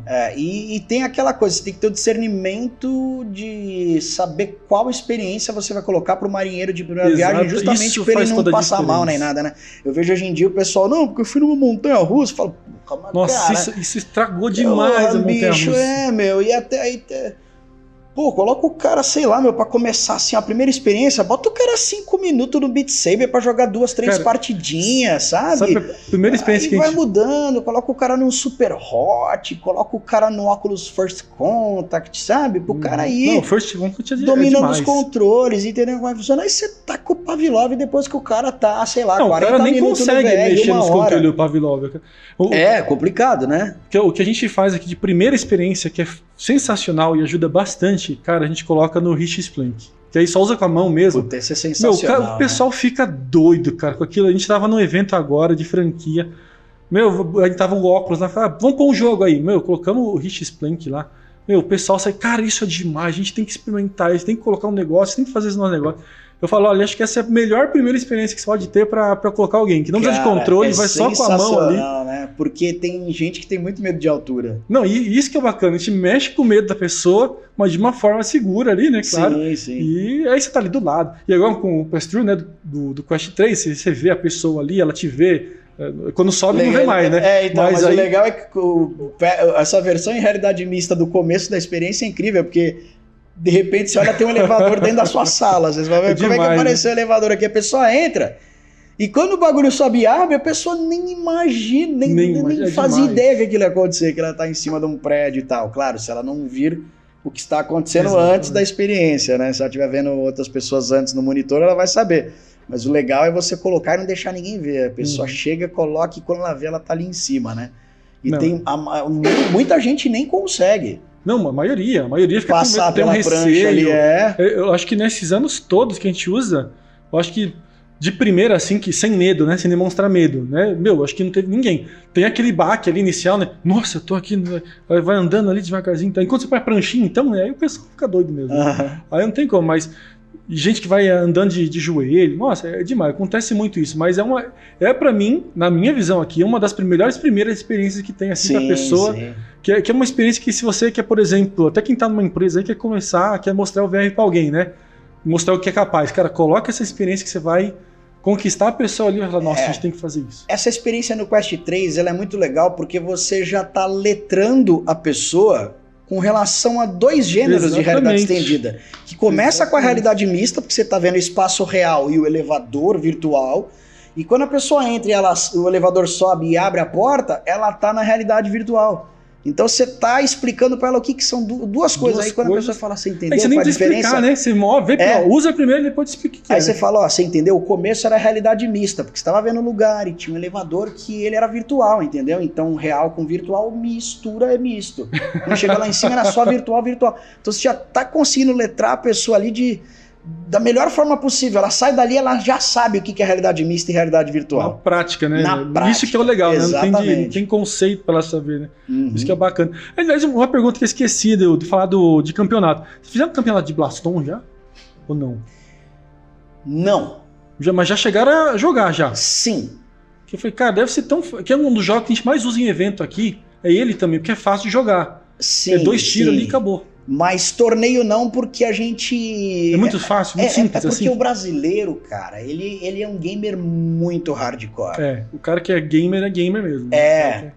Pro Blaston funcionar, teria que ser o esporte de arena, 3 pra cada lado e dando tiro que chega rápido, assim, sabe? Tinha que ser algo mais hardcore, assim, animado. Isso. O pessoal gosta de shooter rápido, tipo o Pavlov, que é o CS... O Contractors, que é tipo um Call of Duty, né? Um Population One, ou um Showdown, que seria o Fortnite ou um PUBG, né? Então os caras são muito hardcore. Então um torneio de Blaston... E esses jogos em arena, você já chegou em algum? Já jogou? Eu já fui no Gravity. No Gravity já, né? Fantástico. Aliás, um grande abraço pro Felipe. Grande abraço pro Felipe. Ele, muita gente boa, a gente gosta pra caramba dele. Quero, inclusive, estar convidado pra vir aqui. Vou falar com ele. Nossa, ele já foi no Papo VR, te recomendo. Muito gente boa, um cara experiente demais. Um tempinho que eu não falo com ele. E aí, meu, é uma sensação incrível, né? Não tem nem como falar, né, cara? Se o VR já é isso que a gente fala agora, a pessoa que vai numa arena, então... Não tem como explicar, né? Porque é o VR mais o posição absoluta e você vendo o avatar da pessoa com todo o body tracking, né? Você vê, ele coloca os sensores do Vive, tá? Então tá todo mundo andando ali, todo mundo sendo visto. E pro Quest, você chegou a jogar como é que é o Space Pirate, assim, na arena? O Space Pirate eu cheguei a jogar na quadra do meu prédio. Conseguiu assim que eu jogar? peguei o Quest 2. Conseguiu? Nossa. Sim. Na minha quadra ela não coube os 10x10, eu não consegui entrar ainda. Desculpa, mas o Space Pirate Arena. O Arena eu não joguei ainda. Eu joguei só o Space Pirate Trainer. Não, o da Arena mesmo. Que é o da Arena essa experiência no Quest, né? Vamos dizer assim, né? Só que tem os 10x10 lá que é o mais... E o Quest não funciona muito bem com 10x10. Já chegou a montar um 10x10 ou não? Cara, é muito complicado. Mas o Guardião dele chega a 10x10? Desde o Quest 1. Quest 1 é um desafio. É 10x10? 10x10 é o limite. Falaram que ia aumentar para 15x15, mas o que funciona bem mesmo, que eu já testei, é 8x8. Não é um pouquinho menos do que 10x10, não? É 10x10 mesmo? 10x10 metros. Você pode, se você ir lá no Space Pirate, lá, tentar entrar na arena, ele vai falar, você tem que estar 10 M por 10. É, porque eu acho um absurdo ser tão pequeno assim. Eu achei até que era menor. O recomendado, pelo que eu entendi deles, é máximo 7x7 já é o ideal. Acima disso, ele começa a se perder muito fácil. Então não acaba sendo muito legal. Mas olha... Ele se perde, é? Perde. Nossa, direto. Perdeu o Guardião, aí você tá lá jogando, às vezes, com um espaço muito grande, né? Que a gente já fez muitos testes com... drifta. Não, ele some. Tipo, pelo menos no Quest 2 acontecia muito disso, né? A gente fez uma planta de arquitetura com 1x1 de escala, né? No VR. Tem até um vídeo no YouTube meu mostrando um pouco ela que eu fiz na minha quadra. Só que eu fiz mais esticadona assim, depois fiz uma maior. E aí, cara, às vezes tá muito... Aí o que eu fazia pra não bugar o Guardião? A gente tem um modo de desenvolvedor ligado, né? E você desabilita o Guardião, aí ele não perde. Porque ele vai estar sempre ali calculando.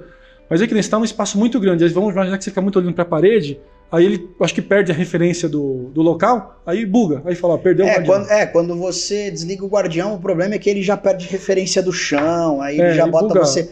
O chão tá tipo, sei lá, 1 metro abaixo do seu pé. Demais, acontece né? isso. Então eu evito bastante, mas eu achei que era um pouco menor até o guardião do Quest. Não, mas dá pra... Mas que ótimo que eles vão mudar pra 15x15, porque vai fazer mas diferença. eu já ouço isso há muito tempo já, viu? Não sei se nunca testei também com 15x15, né? Mas o que eu percebi dos testes que a gente fez com o 3 aqui, que eu não tenho mais um espaço grandão pra poder ir, né? Uhum. Então, assim, tá muito melhor do que o 2 em relação de não perder o tracking, né? Em comparação do 1, então... Ah, sim, tá bem melhor. Ele ainda dá umas driftadinhas ainda, entendeu? Ele dá umas driftadinhas. Mas agora ele ele drifta já... um pouquinho, né? Ele é bem pouca coisa, mas é o suficiente para em algumas ocasiões prejudicar a experiência, principalmente se você estiver fazendo produção audiovisual virtual. Que é o que você faz lá no estúdio, né? Porque aí descalibra, o controle sai um pouquinho da mão e é o suficiente para você ficar aborrecido. Falar, pô, caprichei tanto nessa calibragem aqui, deu tanto trabalho para fazer, o negócio drifta. Aí é por isso que acabo utilizando o HTC Vive para produção pra isso virtual. É melhor, né? Pra isso não tem porque tem também o sistema de rastreamento de câmera, né? E lá tudo no seu estúdio lá é o Vive com o sistema de traqueamento lá. E ele que comanda as câmeras lá. É uma câmera que você coloca com o tracker em cima? Dá pra fazer isso com o Quest também. Mas você tá colocando dois sistemas rivais pra conversar ali e... Não, e o Vive tem dá uma algo latência da isso, câmera virtual com a real. É difícil até de explicar quais são as mazelas. Mas você perde muito take. Aí rola muito drift do pé com o cenário virtual. Então dá pra fazer, mas é menos trabalhoso, os resultados ficam melhores se você fizer diretamente com o Vive. Ainda mais porque eu tenho o sistema wireless do Vive, né? Aí já é outra coisa. Então fica mais elegante a produção virtual. Mas dá pra fazer com o Quest, sim. Dá tranquilamente pra fazer com o Quest. Utilizar o rastreio de câmera pra conversar com as bases e com o tracker da Vive. Mas é duas coisas. É que você falou, você vai misturar dois sistemas ali, às vezes pode ser que dá uma bugada. Não é tão legal. Eu nunca tentei fazer isso, pra falar a verdade. Dá. Se você não for fazer ao vivo e você for fazer uma produção pra editar na sequência, aí perfeito, cara. Porque aí você pode recalibrar quantas vezes você quiser, se descalibrar, né? Uhum. Mas vai dar muito mais trabalho. Muito mais trabalho. Às vezes você acaba de calibrar, o negócio descalibra do nada. Às vezes ele aguenta meia hora sem descalibrar e de repente você acabou de calibrar e descalibra na hora. Acontece. Não, no Quest acontece demais isso também. Os testes que a gente fez com o 3 com realidade mista aqui, algumas aplicações, cara, tá bem show assim. Se afasta muito, ele perde. Aliás, na própria documentação do Quest, ele fala que uma ancoragem, né, um âncora espacial, Special Anchor, né, que a gente tá testando aqui, 3 metros depois ela já perde, ela distorce, ele chama a palavra de distorção. Mas quando você volta ali para perto, ele consegue manter a visualização aparentemente normal no mesmo lugar, né? Mas talvez um pouquinho outro ali sai. Vai evoluir bastante ainda. Agora com o Apple Vision Pro eles vão se coçar melhor, porque eles falaram, caramba, não drifta nada esse aqui da Apple, né? Então, mais uma vez, obrigado, Apple. Mas você acha que é porque tem mais câmera ou não? Que acontece isso? Que o Vision Pro é 12 câmeras, né? Além do número de câmeras, ele tem 2 chips, né? Um é o M2 e outro chip, que eu não me lembro agora o nome, é para controlar só as câmeras. Então o M2 ele controla a parte gráfica e esse outro é só para as câmeras, meu. Então o negócio tem que ser melhor mesmo para isso aí, né? Aliás, falando nisso em traqueamento lá, o que você falou do seu estúdio, você que desenvolveu ele não? Como que foi? Como que você desenvolveu o estúdio virtual? Não a parte física, a parte virtual dele. A parte virtual é tudo feito em Unreal, cara. Você que desenvolveu ou não? A minha equipe. Você tem uma equipe que... exatamente. Tudo em Unreal, né? Uhum. Ficou fantástico lá, né, cara? Legal, demorou, né? Pra fazer? Cara, na verdade a gente fez vários já, não foi só aquele não. É que a gente sempre tá melhorando, ali, otimizando, né? Aquilo. Não, mas a equipe minha não demora muito pra fazer as coisas não, cara. O pessoal quem bem ágil, sabe fazer, né? É bem rápido. Mas tudo em Unreal, cara. E dá uma qualidade bem diferente, né, cara? Você vê. Tem algumas coisas lá fora que são feitas, muitas lá fora são feitas. O meu braço direito é o Jefferson, cara. Nessa questão aí da produção virtual. O cara é muito, muito bom, muito rápido e hoje em dia consegue uma qualidade fantástica. Não, é sensacional. A gente vê aqui, eu acompanho toda vez que tem um lançamento, um anúncio da Meta que você está ao vivo, a gente coloca aqui na TV, aqui, todo mundo assiste aqui.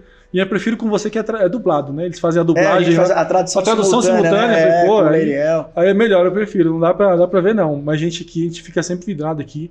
A gente sempre tá vendo pra não perder, porque a informação é o principal hoje em dia, né? E a questão é que assim, a maioria dos brasileiros não manja de inglês, é normal, quer ouvir o negócio no idioma nativo, né? Então a gente viu uma forma de trazer acessibilidade, né? Para o pessoal ter as informações ao vivo, em tempo real, enquanto tá rolando o evento, e trazer para todo mundo poder absorver aquilo com um maior requinte de detalhes possível, né?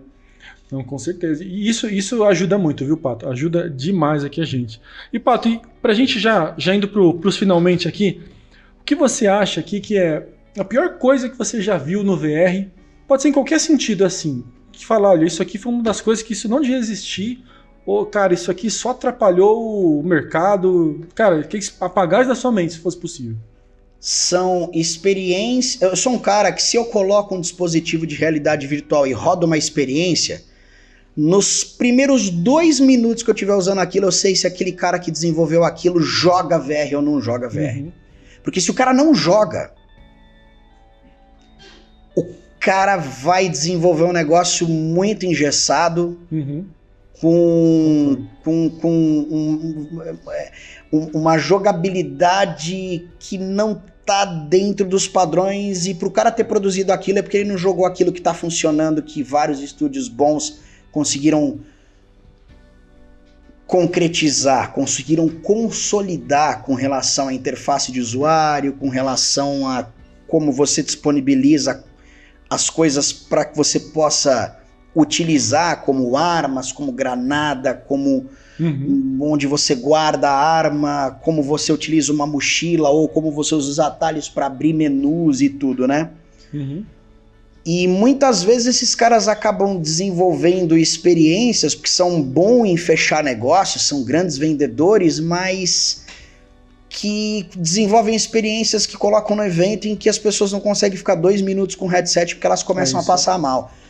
E se esse cara tá chegando numa pessoa que nunca utilizou realidade virtual e consegue fazer ela passar mal em 2 minutos, aquela pessoa vai sair frustrada e falando groselha sobre realidade virtual, porque aquele cara não soube desenvolver uma experiência que traga uma experiência boa, que a pessoa fale, pô, foi legal pra caramba. E você pega muito caso assim, por exemplo, que as pessoas ganham com montanha-russa. Muitos aqui com a gente falam assim, eu não quero usar, prefiro não usar, ou então porque eu usei montanha-russa lá em 2016, 2017. Então, exatamente, é isso aí que você tá falando, porque quando a gente tinha o DK1 ainda, a gente tem um aqui e ainda. O DK2, ele era 3 eixos de liberdade, né? Começa por aí. Então, isso por si só, você se movimentar e o cenário inteiro mover com você, nossa, né? É horrível. É horrível. Dá tontura, isso por si só. E aí você ainda tá com o cara numa montanha russa, velho, que, pô, por mais que o cara seja imune à cinetose pela experiência que ele tá tendo com o VR, e que ele não fique tonto, você vai colocar o cara numa montanha russa, próprio cara que tem experiência se sente meio desconfortável. Então isso virou uma febre lá em 2015, 2016. Sim, nossa, era tudo shopping. Exatamente. E pessoas que provavelmente não tinham utilizado aquilo falavam, não, mas em montanha russa a pessoa enjoa também. E não entender. Bom, enfim, cara, virou uma mania e foi a forma mais nociva que nós tivemos de apresentar aquilo pro público lá atrás. Então muita gente acaba hoje em dia falando que não curte, que não foi legal por causa dessas experiências, sendo que era muito melhor ter colocado no cara num negócio muito mais simples, tipo um Beat Saber, um Super Hot, um First Contact, qualquer experiênciazinha que o cara olhasse e falasse, nossa, cara, eu tava aqui no shopping, agora, nossa, eu tô em cima de uma montanha aqui, muito louco. Era o suficiente, cara. Então, não precisava... Sabe? Não, aí... Então isso queimou muito o filme, né? Celular na cara, utilizado no lugar de um dispositivo nativo de realidade virtual, queima o filme do VR, né? Nossa, demais. E muita gente chega hoje ainda aqui pra gente falando isso, mas esse usa... Perguntando do Quest, isso que é engraçado. Acho que deve pesquisar, né? Mas esse coloca o celular no rosto, né? Alguma coisa assim. Ou então chega aquela pergunta, mas nossa, por que é isso se a gente compra um lá por R$50 no AliExpress, que coloca o celular? Então a gente percebe que falta muito esse evangelismo, né? Pois de poder mostrar, a pessoa entender o que é uma realidade virtual de verdade, né? Vamos dizer assim. E você sabe por que dá enjoo? Não. Dá enjoo por um sistema de defesa do organismo. O negócio é o seguinte, se você tá com os seus olhos vendo movimento, e o seu sistema vestibular, que é o seu labirinto, aqui fala, você tá parado, aí buga. Esse conflito de movimentos faz o corpo achar que está sendo envenenado. Então ele te causa enjoo para você expelir um veneno. Isso é chamado de cinetose, que na gringa chamam de motion sickness. Então pensa que a gente está inventando como se o VR envenenasse as pessoas. Assim. O corpo acha que está sendo envenenado. Então você precisa colocar os marinheiros de primeira viagem em um barco que não movimente dessa forma, tá ligado? Que ele vá mais tranquilo, né? Então você pega, eu repito, Beat Saber, Super Hot, Oculus First Contact, First Steps, First Hand, tem uma série de joguinhos aí, de experiências gratuitas. O First Contact, First Hand, o First Steps, é tudo gratuito. Demais. E você pega o demo do Super Hot, por exemplo, você pode pegar um demo dele, que também não tem essa movimentação, porque o que você não pode colocar a pessoa é em movimentos artificiais. Entendeu? Então a pessoa tem que se movimentar no espaço real e se movimentar no virtual, verdade, porque aí tá tudo alinhado. Sincronizado. Tá tudo sincronizado. O olho tá vendo o movimento, o labirinto tá sentindo o mesmo movimento, acabou. Agora você vai colocar o cara numa montanha-russa, aí o cara vai passar mal mesmo, entendeu? Então muita gente prejudicou o VR por causa disso lá em 2014, 15, 16, com o DK2, que além de tudo não tinha 6 eixos de liberdade, né? Tinha até uma câmerazinha depois que colocaram lá pra tentar fazer um pouquinho, mas era um negócio horrível. Você lembra? Tinha uma câmerazinha na frente que você colocava assim?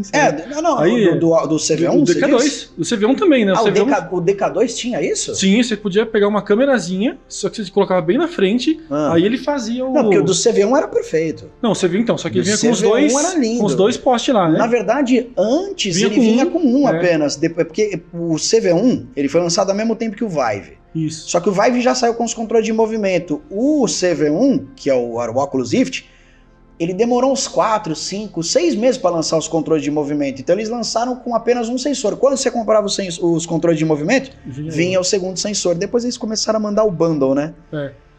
Mas já era perfeito. Já era 6DOF. Foi aí que a grande guinada foi em 2016 como 6DOF do HTC Vive e do Oculus Rift, que hoje em dia é conhecido como CV1. Sim, não, o CV1 foi uma revolução pra gente. Eu lembro, nossa, a gente pegava ali, a caixa era aquela caixona bonita de abrir, né? Uma coisa diferente que é hoje. Nossa, a caixa do Vive, o primeiro Vive que a gente comprou era um negócio que era... parecia uma geladeira. Cara, eu tenho até hoje o CV1. A gente tem também. E eu tenho o Vive Pro, cara. A embalagem do negócio é premium demais, cara. Aquilo ali é outro nível. Hoje em dia você pega o Quest numa caixinha, vem um bagulho ali. Nada, meu. CV1 era premium. Total, tem até hoje. Porque acho que no final tudo é pra reduzir custo hoje, né? O cara vai reduzir custo, tem que deixar mais fácil o frete. Faz sentido total. Claro, no começo ali... vender um dispositivo alienígena desse por um preço tão acessível, cara. Exatamente. Porque lá atrás o cara que vem comprar isso, ele ia gastar uma grana maior, tinha que ter uma embalagem... Ou o cara compra uma coisa cara hoje, o cara não quer uma embalagem que corresponde... Aliás, né, o que falam, né? Você compra o produto pela capa, né? O livro pela capa, né? Então tem que ter uma... Mas é tudo coisa que a gente tem que aprender para como a gente vai... De modo geral, de lá pra cá, acho que todas as embalagens de tudo ficaram mais modestas. Para redução de custo. Ou até qualquer coisa que você comprar. Eu até achei estranho que o Quest 3 veio com carregador, né? Vai que começa a vir sem também. É que ele precisa de um carregador bem específico para empurrar a carga ali, né? Senão não... O carregador, acho que é 100 watts o carregador dele, não sei. Cara, não lembro agora também não. Não, é um absurdo. A potência do carregador é absurda. Hoje em dia, os carregadores que estão sendo lançados são mais ou menos assim, né? Não tem muito pra onde correr. Mas Senão você não consegue dar carga rápida no celular, né? Hoje em dia, né? Carga é essencial, né? Pro celular, pro óculos. Sim. Mas, Pato, quero muito... Só para finalizar, diga. Só para, assim, eu gostaria de só reafirmar o que eu falei. Então, a pior experiência que eu tive, que eu vi hoje em dia de realidade virtual, são pessoas inexperientes desenvolvendo experiências que não são para marinheiros de primeira viagem e que acabam causando mal-estar nas pessoas e queimando o filme dessa tecnologia que seria diferente se a pessoa tivesse realmente experiência e jogasse, se ela fosse gamer, ou que pelo menos ela tivesse repertório de ver o que fez sucesso no mercado, de ver que estúdios se destacaram e o porquê que um Pop One bombou, por que Contractors bombou, por que Breachers bombou, por que Pavlov bombou, por que o Red Matter bombou, por que o Lone Echo bombou, por que Half-Life Alyx bombou, entendeu? Por que o Walking Dead Saints and Sinners bombou, por que todos esses jogos aí foram grandes sucessos, Beat Saber, por que bombou, né? Esses caras não sabem. Não. Porque não jogaram. Esses caras que eu tô falando que fazem isso, eles ouviram esse monte de nome e nem fazem ideia do que eu tô falando. Nem sabe do que entendeu? É. E não tem problema nenhum. É só o cara se pesquisar e. Não, ó, tem uma coisa que jogar, você me lembrou agora. Não é irremediável. Não, é tão simples, né? E é barato. Hoje em dia ele pegar, nem que não queira comprar um óculos, ele vai num lugar que alguém que tem o óculos pergunta, né? Aluga, sei lá. Dá pra ele se virar hoje, entender. E a gente tem uma coisa que acontece aqui Mas também. Mas você concorda comigo que o cara tem que ter, né? Não, sem dúvida. Ele tem que ter. Se ele trabalha com isso, ele tem que ter. Cara, não tem como você querer fazer uma coisa com a qualidade, por exemplo, tão boa quanto o Red Matter. Cara, o 2, né? Pra mim, aquele jogo ali tem que ser. Eu quero chegar naquele nível de qualidade ali. Quando eu ver aquilo, aí eu vou estar feliz, porque. Tem que entender, claro, os caras tem um monte de gente trabalhando aí por trás. Eles fizeram uma mágica ali, né? Não, os caras fizeram, até no 2, cara. Se você jogar no Quest 2, é incrível o gráfico do Quest 2 também. Eles fizeram mágica ali, cara. Eles falam que é uma versão da Unreal otimizada. Eles falaram isso, uma versão da Unreal Engine 4, se não me engano, na época do Quest 2, né? É porque era no Quest 2, né, que eles começaram a fazer, né? Otimizada. Tem 4, cara? Não tenho certeza agora se eles atualizaram pro 3, né? Podem ter atualizado. Eu acho que é a 5. Eu acho que é o Unreal 5. Não tenho certeza, mas será? O que eu acredito porque pra fazer aquilo ali é um absurdo. É absurdo. Não, os caras foram sensacional. Eu já procurei muita coisa falando sobre o desenvolvimento deles pra entender, pra saber melhor. E assim, cara, eu sei que eles têm uma versão que eu acredito que é deles, que eles mexeram no código-fonte pra deixar mais atualizado. Ele já tentou chegar, eu já tentei chegar perto, mas não consegui ainda com aquela qualidade. Mas assim, os caras souberam trabalhar muito bem ali, e é o que eu vejo, olha, eu quero entregar essa qualidade pro meus clientes aqui, né? Até porque assim, a gente entende que a gente tem o perfil dos gamers e o perfil do pessoal que quer ter essa experiência num evento, por exemplo. Só que não quer dizer que porque eu vou fazer um jogo para evento, tem que ser feio, tem que ser de qualquer jeito, né? A gente já recebeu experiência aqui que às vezes o cliente desenvolve.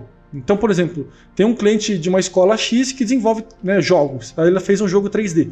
Cara, a gente vê aquilo e fala, ele começa a dar tontura, sabe? Às vezes é um negócio que fica tremendo, assim, o FPS lá embaixo. Ixi, nossa, então, né? E aí você pega... Por quê? Porque são empresas, né? Às vezes a empresa tem um carro do 3D que faz... Demais. Que dá cinetose. Demais, que é um FPS baixo lá, o cara fica travando ali. Otimização, né, cara? E pode ser um negócio parado, que você fica lá tudo pulando, não dá.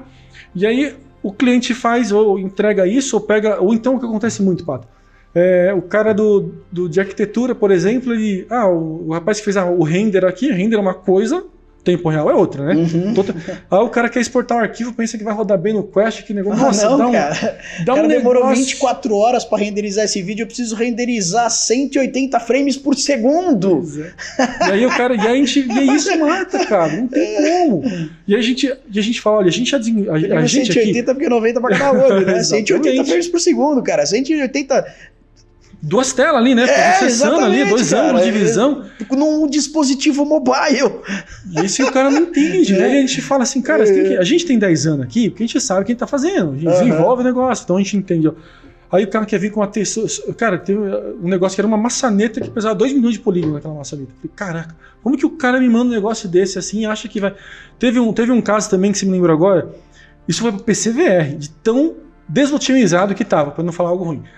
Era um andar inteiro que a gente estava fazendo de arquitetura, uma visualização num prédio, que era um prédio da Paulista, e aí o cara tava com uma 2080, olha só, uma 2080, 5 frames por segundo rodando no VR, né? Cara, tudo ruim ali o negócio, e eles me contrataram pra gente poder fazer uma consultoria lá para saber como poderia melhorar aquilo, né? E aí que eu entendi que tem aquela coisa assim, ó, a cabeça do gamer, ou melhor, do que ele desenvolve para game, entender o que ele está desenvolvendo, que é o que você estava falando, e eu entendi a cabeça do cara da arquitetura. O cara da arquitetura, ele quer o quê? Um teclado com 10 milhões de polígonos. Cada teclinha do teclado é um modelo 3D com uma textura de 4K, sei lá. Aí a gente foi ver esse projeto lá, Pato. Cara, era um andar inteiro assim, tinha várias mesas, né, computador e tal. Cada teclinha do teclado era um 3D. Cada mesa, tipo, cada cadeira era uma malha e tal. Aí eu falei, mano, deleta tudo isso. Vamos pegar um modelo da mesa, um teclado low poly ali que fique legal. Vamos substituir todos os assets. Vamos substituir tudo por... Todos os assets. A performance foi um negócio assim, tipo, de 5 frames para 60, assim, claro, cara. Não tinha... claro. Isso que falta, quer dizer, o cliente ele quer entregar um negócio assim, não, mas tá pronto aqui, já tá feito, só você converter e colocar. É só converter e colocar, né?